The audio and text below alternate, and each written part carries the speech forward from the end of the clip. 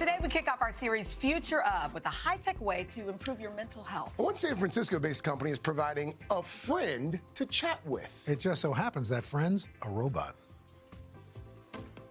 Meet Woebot, an on-demand therapist powered by artificial intelligence. Because that's the kind of tool that Woebot is. It's there for you when you need it.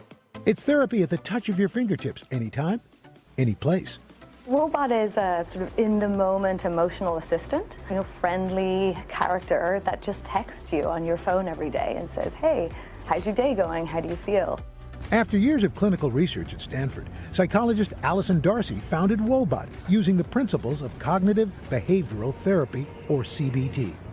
It's based on this idea that it's not events themselves that upset us, but it's really how we internalize things. And so CBT teaches people to take a step back for a moment and gather some objective evidence of their thoughts and feelings.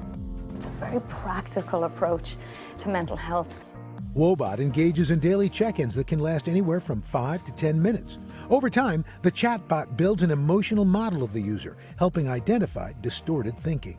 What we might have underestimated to begin with is the power of the tiny conversation in the moment that you need it. Being able to reach out to something that says, hey, hang on a second, let's talk through this. It has the potential to just kind of stop that negative spiral. I think of what we've learned in the psychological field is that it is these tiny adjustments over time that make a really big impact.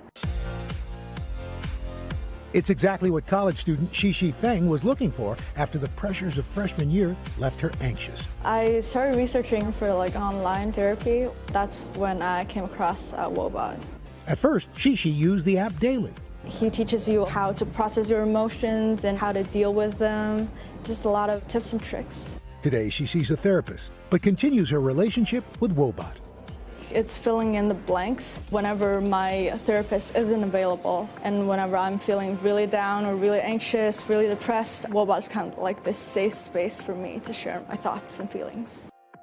Since its launch last year, an estimated 2 million conversations taking place each week across 130 countries. Depression has already become the leading cause of disability around the world. At the same time that these mental health needs are increasing, there's a huge shortage in mental health professionals available.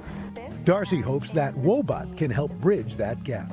Woebot will never replace therapy because there's no replacement for human connection, and there never really will be. The fact that Woebot is not human is part of the thing that makes it so useful.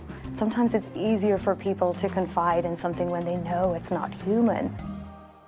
Psychiatrist Dr. Varma joins us now to answer a few questions about the app. So, Doc, do you think this is a good idea? I think that it certainly can help people who are already in therapy. It's certainly not meant to replace it. So much of cognitive behavioral therapy focuses on what's happening in between sessions, right? So therapy doesn't happen in a vacuum. As a trained cognitive behavioral therapist, I give people homework assignments to track their mood, to challenge their distortions in thinking.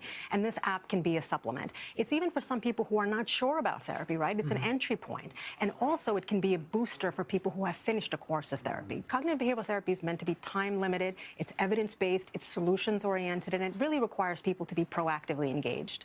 Dr. Varma, thank you so much. Thank you. And we also want to remind folks the privacy policy. Absolutely. Make sure they're paying attention to the privacy policy. Absolutely. Dr. Varma, thank you so much, and be right back.